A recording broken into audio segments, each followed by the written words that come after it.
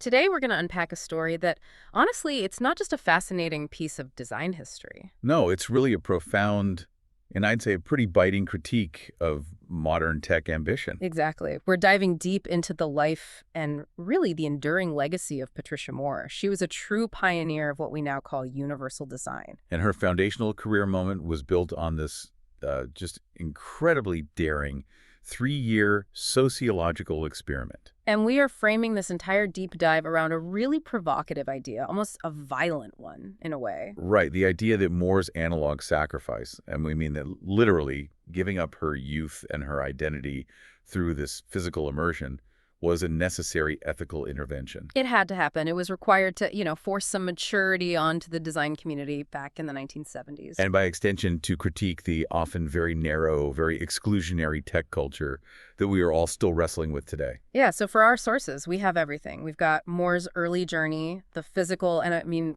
physical cost of her experiment, her actual professional achievements, from designing everyday household products to consulting on national policy.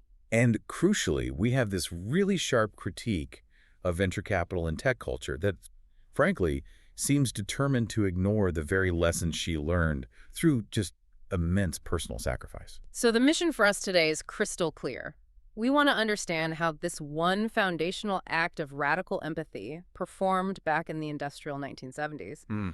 How that created a template for design ethics that the modern profit-driven technosphere is still struggling and maybe often failing to meet. Yeah, we really need to trace the line from a single designer's trauma all the way to mandated national accessibility standards. Okay, let's get into it. So let's set the scene. We're talking about the mid-1970s. Patricia Moore starts her career in industrial design in 1974. And not just anywhere. She's at Raymond Loewy International in New York City. And for anyone who doesn't know design history, you have to understand Raymond Loewy was a titan. I mean, an absolute giant.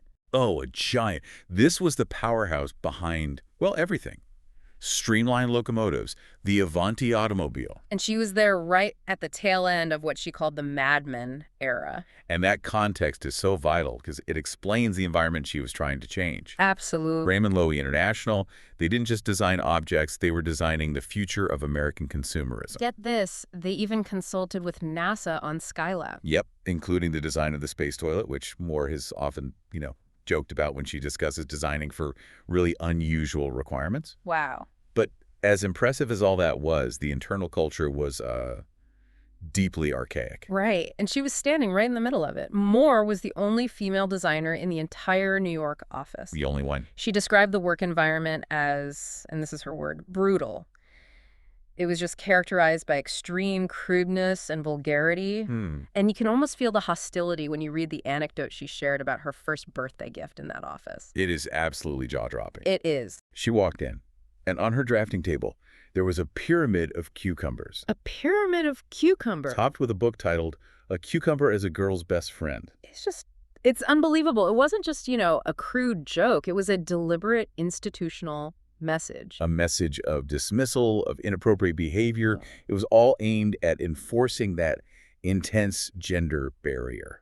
And what I find so fascinating is her response. I mean, she didn't lash out. She didn't quit. No. She engaged in her own kind of corporate environmental design. Exactly. She realized that trying to respond to that kind of vulgarity with more vulgarity, it just wasn't going to work. Right. So instead, she developed this different, deeply empathetic strategy. She went to HR, got everyone's birthday, and she started baking birthday cakes. Wow.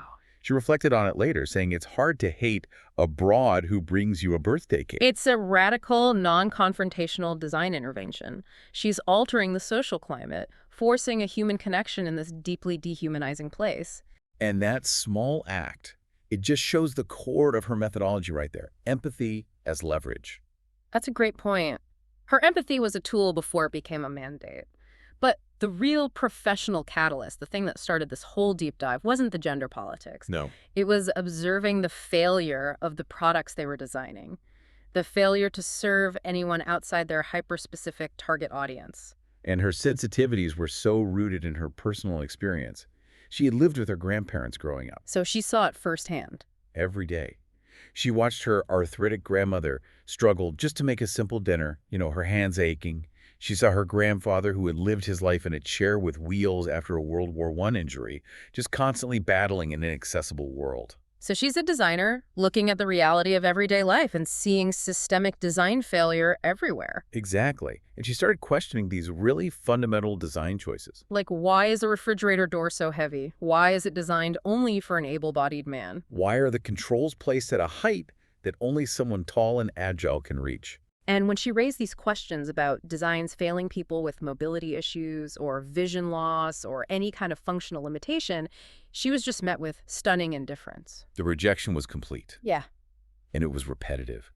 She was told in no uncertain terms that her concerns were commercially irrelevant.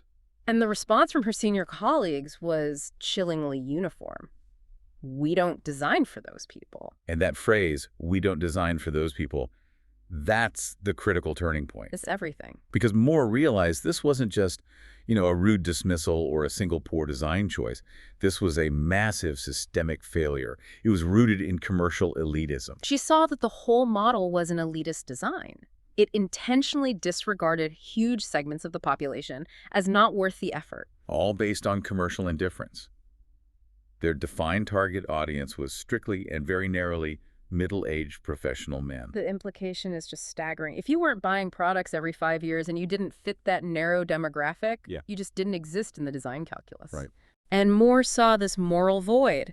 She realized that if the designers wouldn't acknowledge the problem through a conversation, well, they would have to be forced to experience it. And that realization led to the most radical act of her career. She decided to use herself as the ultimate research tool. Unbelievable. At the age of 26, she proposes this daring 3-year sociological experiment, full immersion into the lived experience of old age. And what's astonishing is that her boss, the Raymond Loewy, he gave her his blessing. I have to imagine he saw it as like an interesting academic distraction. Probably. Not a serious professional pursuit. So she goes out and finds a makeup artist, a contact, who actually worked on Saturday Night Live at NBC. Of course. To help her transform.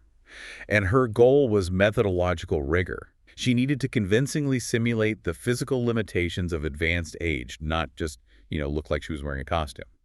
And the level of detail in the disguise, which she called Old Pat, is so crucial to understanding the sacrifice she made. It wasn't just makeup, prosthetics, and her grandmother's clothing. She systematically impaired her own function. Wow. To simulate hearing loss, she used wax in her ears. For arthritis, she taped her fingers until they were stiff under gloves. Wow. To create mobility issues and the pain that comes with it, she taped lightweight balsa wood to her knees. She even used specialized contacts to blur her vision. So she literally reduced her own functional capacity to 0 in every sensory and kinetic category. Yes. She stripped away her youthful ability to move through the world easily, forcing herself into this direct confrontation with the systemic design friction that had been totally invisible to her colleagues. Exactly. And the scope of this immersion was just breathtaking. For 3 years, from 1979 to 1982, she traveled relentlessly. All to maximize her data collection. She covered 116 cities across 14 states and 2 Canadian provinces. And she didn't just interview people, she performed daily tasks.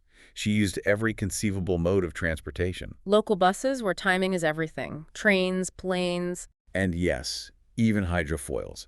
Just to see how inaccessible the world was for someone whose body moved slowly. The insight she gained wasn't theoretical. It was earned. Earned through raw daily struggle. She documented this duality of the human experience. On one hand, she met incredible kindness, strangers who would help her cross streets. Right, sweet children who saw her and just immediately connected with her as grandma. But then she also faced the humiliation of the system. The frustration of trying to unwrap a piece of candy with stiffened fingers. Being shortchanged by clerks who just assumed she wouldn't notice because of her poor vision. Or being verbally scolded by a bus driver for not boarding quickly enough.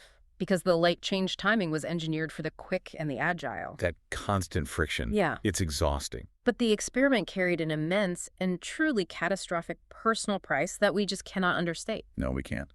While she was disguised as Old Pat, she was the victim of a violent mugging by a group of boys. She was brutally beaten. And she sustained permanent injuries.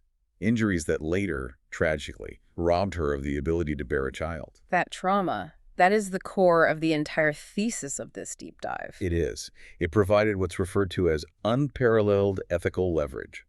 Or, maybe more accurately, earned authority. Yes, it fundamentally validated the entire project in a way that no laboratory study ever could. This wasn't detached observation.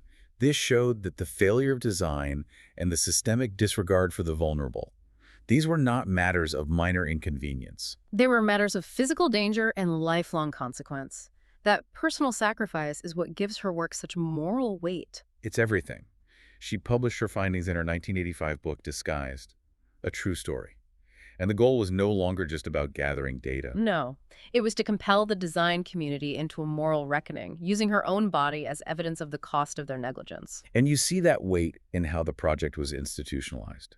The physical artifacts from this research, including the old pad disguise, were ultimately donated to the Henry Ford Museum. That act formally cemented her experiment as this critical, defining turning point in the history of design ethics. It proves that the insights she gained were non-negotiable, because they came with a physical, devastating sacrifice. So after paying that unimaginable price for 3 years, Moore emerges from this experiment with an absolute mandate. The design world had to recognize its responsibilities for the entire lifespan, from, as she puts it, day one to day none. This is the genesis of universal design, or inclusive design, as it's also called. And it's so often misunderstood as just designing for disability. Right. And Moore argued that that kind of thinking is just too narrow. Universal design isn't about making things accessible for some niche group. No, it's about creating products and environments that are usable by the greatest number of people across the broadest range of capability. Without the need for some specialized adaptation. It's the design of default inclusion. And critically, she insisted that the design goal goes way beyond just mere function. It's about dignity over function. Absolutely. If a technically functional solution exists, let's say a complicated grab bar system in a bathroom, but it makes the user feel marginalized or stigmatized or dependent, then the design has failed. it has failed its primary ethical mandate, which is dignity. Moore's famous quote just sums this up beautifully. If the designer can't use it, or their mother can't, then the design has failed. It brings the problem right back home. It makes it personal. Exactly. She urged designers to move beyond fixating on arbitrary numbers, like age. The source material points out we're all living longer. 72 is the new 65. Those numbers are meaningless in a design context. They are. Right. So instead of age, designers must focus on a person's actual functional capacity, their ability level. And that shift is so profound because it reframes disability. It's not an innate trait of a person. No, it's the result of a design failure in the built environment. If the environment is designed well, then the limitations are minimized. By focusing on capacity, design, and technology are immediately repositioned as the great equalizers. Yeah, and think about the application of that. For a child who survived cancer and uses a prosthetic limb, or for a wounded warrior who has lost mobility, universal design is the tool that gives them the highest possible level of function and lifestyle. It allows them to lead a life that's functionally indistinguishable from their peers. It takes away the social and the psychological burden of being labeled handicapped or disabled by the world around you. What's truly brilliant about Moore's career after the experiment is that she proved that ethical, empathetic design wasn't just a cost center. It wasn't charity. It was a commercial goldmine. And the prime iconic example of this is the OXO Good Grips line. The story of OXO is just the perfect business case study for universal design. It began with Sam Farber, who had retired. He noticed his wife Betsy was struggling badly to prepare a meal because of her arthritis. He saw the systemic inadequacy of common kitchen tools. Yes. So the Farbers contacted Moore, and the three of them actually returned from retirement to launch OXO. And the resulting line of kitchen utensils, with these larger, softer, non-slip handles, it was specifically developed for people with conditions like arthritis. But the key is what happened next. It found a market that was much, much larger than just the arthritic population. It was massively larger. Every single person who ever struggled to peel a potato with wet hands or open a jar with a weak grip, they suddenly saw the value. It became so clear that what is essential for some is actually better for everyone. The wide handles weren't just aids. They were comfortable, efficient, and ergonomic for all users. The line became a massive global success. The commercial validation was instantaneous and complete. The project became, quote, an iconic project that defined finally what universal inclusive design looks like. It proved that inclusive design is a strategic competitive advantage, not just a moral obligation. They made empathy profitable. They did, and that success was recognized globally. In 1994, the Museum of Modern Art MoMA placed the OXO Good Grips vegetable peeler in its permanent collection. That's a huge distinction. Huge. And more famously joked that they made universal design sexy. They took a design language that was previously associated with these clinical, ugly aids and transformed it into a desirable, high-end consumer product. It completely destigmatized inclusive design for the mass market. And her impact wasn't limited to kitchen tools.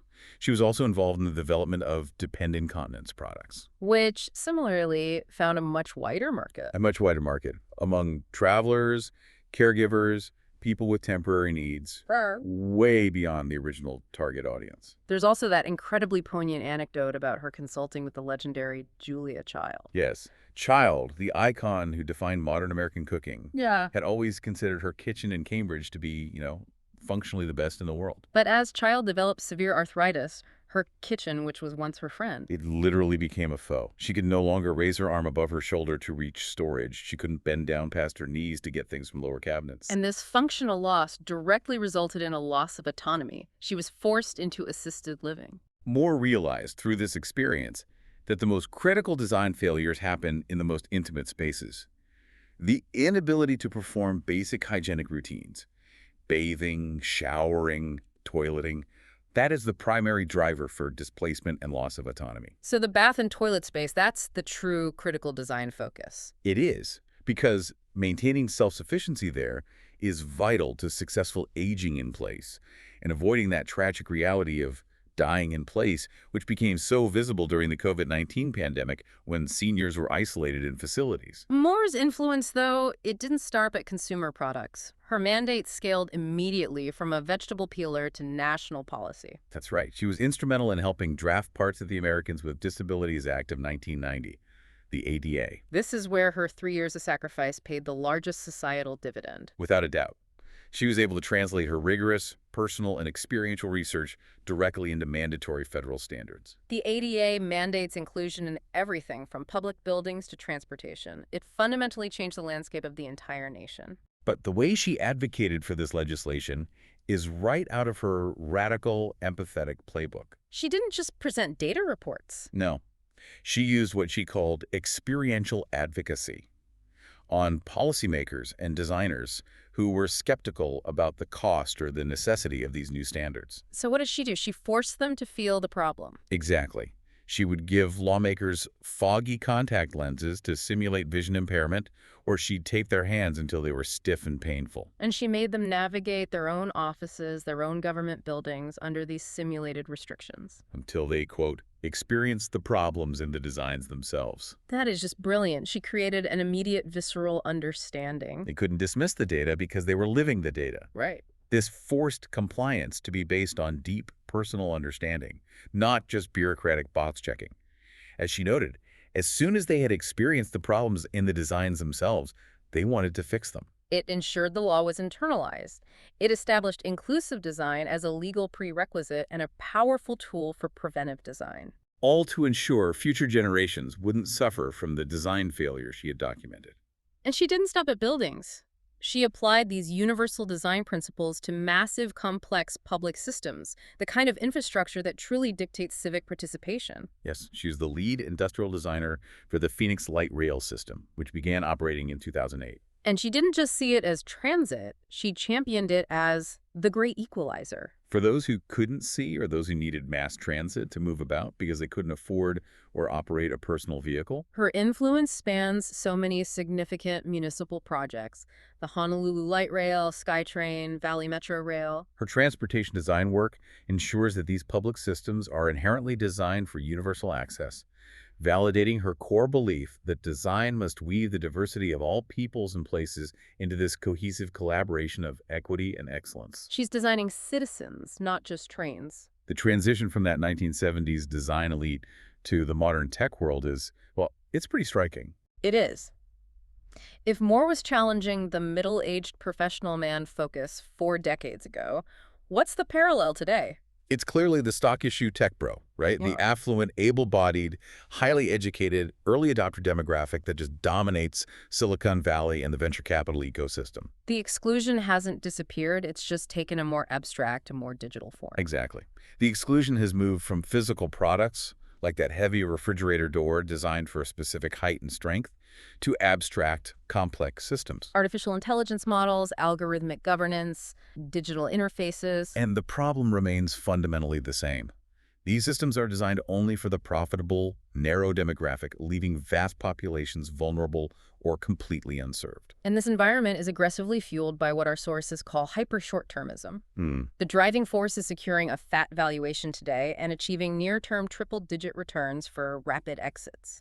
And that velocity, it incentivizes technological shortcuts and fundamentally conflicts with Moore's entire philosophy of long-term lifespan needs, accessibility, and social sustainability. The inherent capitalist logic in this environment often opts for the path of least resistance. You build a minimum viable product for the most profitable, narrow segment really quickly. And in doing so, you externalize the social and human costs, like the cost of non-accessible design or biased algorithms or displaced workers. You push all that onto society at large.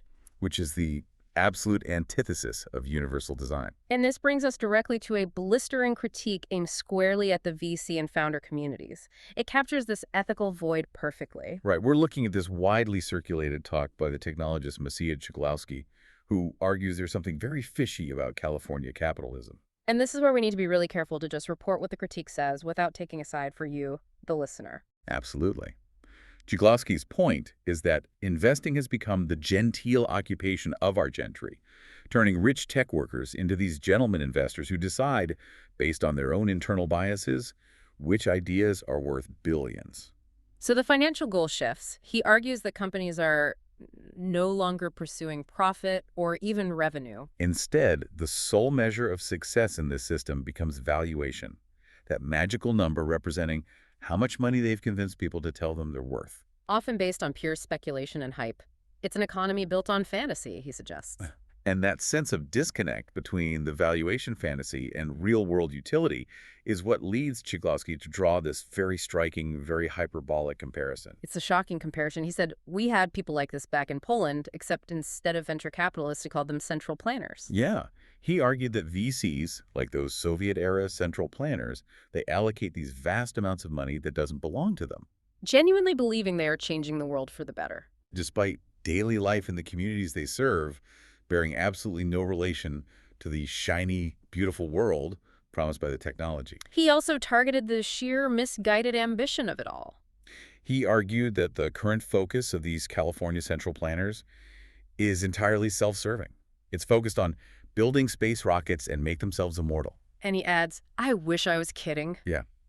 And Moore herself, in other commentary, has agreed that this kind of activity, focused only on these narrow, wealthy ambitions, is fundamentally the wrong kind of activity for designers and technologists to be pursuing right now. He also goes after the hoarding of capital by large established tech companies, arguing they're failing society by sitting on these massive piles of cash. Apple alone, at the time of the critique, held nearly $200 billion in cash that is doing nothing. His suggestion was harsh, almost comedic. He said society would be better off if those companies just spent the money immediately. Buy every employee fur coats and Bentleys, or even physically burn the cash. Because at least burning it would create some jobs for money shovelers and security guards. His point being that capital is stagnating the economy and innovation that could be serving the broader public. It's so important, though, to acknowledge that our source material frames this critique as biting, but immediately highlights that it's only directionally correct. Right. There are legitimate rebuttals that we have to talk about to provide a balanced picture for you.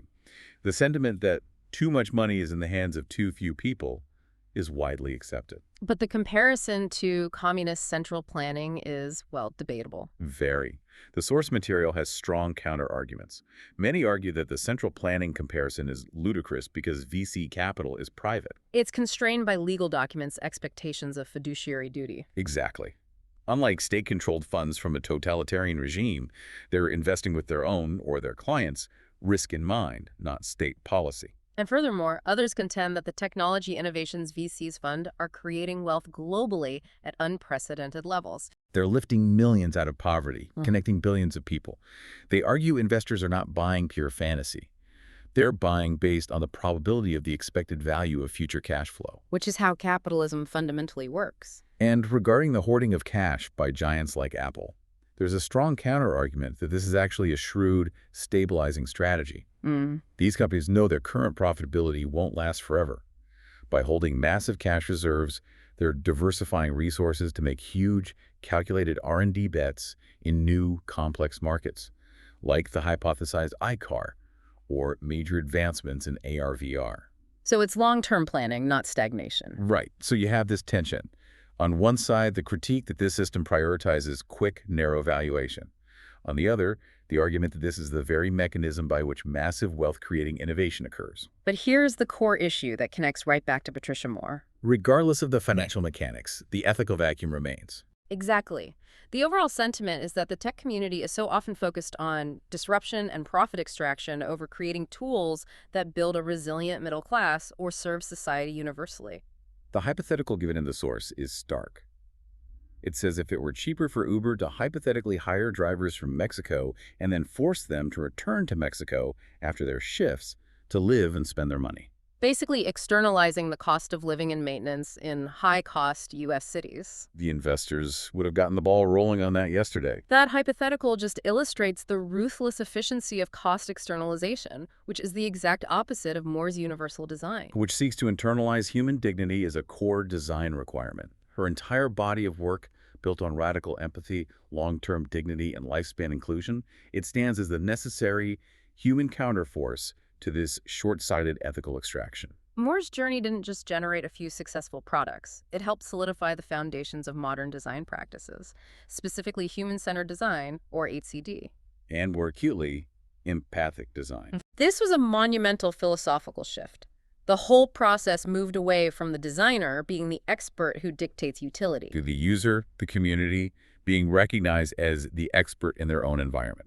Designers became interpreters and facilitators, not arbiters of taste. And empathy, in this context, it isn't just about feeling sorry for someone. It's about stepping into someone's shoes temporarily to gather data. Right. Dorothy Leonard and Jeffrey Raport, who coined the term empathic design, described it as actively watching customers use products in their own environments to uncover unarticulated needs. But Moore's method goes beyond mere observation. It necessitates active, real-world engagement. It demands that designers test in life, not just in labs. Her 3-year sacrifice was the ultimate realization of that principle. And her practice aligns perfectly with Richard Krznarik's theoretical habits for cultivating empathy. First, immersion. Which Moore did literally, experiencing another person's life. Second, challenge assumptions. Listening openly without the preconceived idea that the current design is functional. And third, curiosity. Just wanting to know more about people's lives beyond the transactional interaction. And these habits have to permeate the entire design process, from the earliest stages of inspiration and definition all the way through prototyping and delivery. If they're confined only to the testing phase, the design is already fundamentally flawed. But this is where the professional gap still exists, much like it did in 1974. How so? Well, fields like social sciences, medicine, psychology, they have explicit, long-standing, enforceable ethical codes built around minimizing harm to subjects. Right. Design fields, especially human-centered design and design research, often don't treat ethics with the same rigor. So ethics just becomes a generic operational tick box hurdle. Exactly. A compliance document you need to clear a project rather than a core, internalized principle that guides every single decision. And the danger there is that without that concentrated development of deep personal empathy, which Moore forced upon herself, any formal code of ethics just remains dependent upon the designer's superficial, often biased assumptions about what constitutes harm or benefit. If you don't truly understand the user's vulnerability, you cannot design to protect them. The world has, understandably, attempted to replicate Moore's unique experience without the trauma. Of course. We now have modern tools designed to simulate aging and impairment, like the Age Man suit or the Age Explorer. And these tools are fascinating pieces of kit. They use weighted pads, restrictive gloves, ear protectors, and specialized visors to simulate physical deficits. Stiff joints, muffled hearing, blurred vision. They are incredibly valuable as pedagogical instruments. They teach designers the mechanical difficulty of physical frustration, the struggle of tasks like walking up a set of stairs or wrestling with an overly secure blister pack. They teach patience and the friction of the built world. But here is the critical distinction that connects right back to Moore's sacrifice. What's that? These technological simulations utterly fail to replicate the profound social alienation and systematic stereotyping that Moore faced when she was perceived as an actual elder. Ah, the suit teaches the designer about physical deficits and isolation. Right. Moore's method exposed cultural malice, systemic disregard, impatience, and physical danger. The padded suit can simulate the pain of a stiff joint. It cannot simulate the social context of being mugged because you are perceived as weak and irrelevant. And that is the ultimate limit of lab-based technological empathy. It can't simulate the complexity of the designer-user interaction, which is polluted by personal bias, ingrained assumptions, and negative cultural stereotypes about aging or disability or poverty. Moore's trauma provided the ethical cost that a few $1,000s worth of pads and weights simply cannot. And this issue is now hypercritical for abstract systems, like artificial intelligence and human-computer interaction. Failure to apply Moore's principles in these systems results in systemic flaws. We see this every single day. Algorithmic bias manifests when AI systems are trained primarily on data from that narrow stock issue tech bro demographic. And that leads to systems that marginalize vulnerable populations. For instance, facial recognition software performing significantly worse on darker skin tones. Or AI loan application systems systematically rejecting applicants from lower socioeconomic backgrounds because of biased historical data. These are design failures.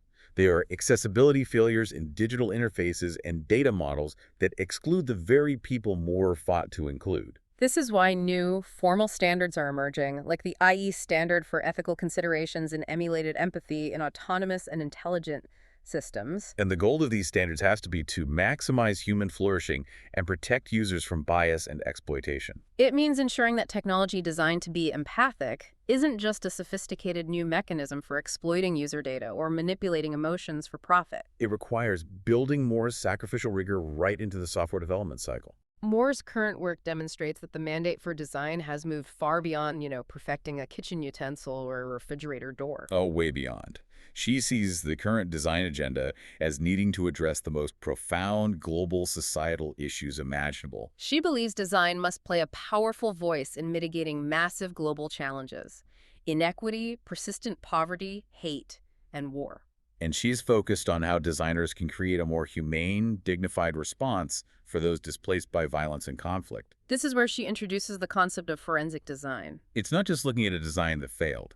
It is the process of reverse engineering a tragedy to identify the precise moment a design or a policy choice became lethal or catastrophic. The tragic example she often cites is the Grenfell Tower fire in London. A complete, complex failure. An illegal, highly flammable cladding was installed for cost savings, Combined with the stay-put policy and residents leaving doors open when they fled. which contributed to the deadly spread of fire. Forensic design identifies that the tragedy wasn't a singular accident. It was a nexus of cost-cutting design failures and policy negligence. People died because of multiple, interconnected design and decision failures. Her mandate also extends forcefully to environmental responsibility. She points to vast resource failures, like the drying up of Lake Mead in Arizona due to resource mismanagement and climate stress. And she stresses the necessity for architecture and infrastructure to be designed to withstand rapidly intensifying climate events like hurricanes and earthquakes. Right, she often consults with Japanese architects who have perfected sustainability and resilience in the face of constant natural disaster threats. And even today, her work expands to these unexpected, profoundly human areas. She's involved in a project in Norway addressing body dysmorphia, specifically anorexia and bulimia in both men and women. It's heartbreaking that designers now have a role in helping a population that, quote, looks at the mirror in the morning and hates themselves.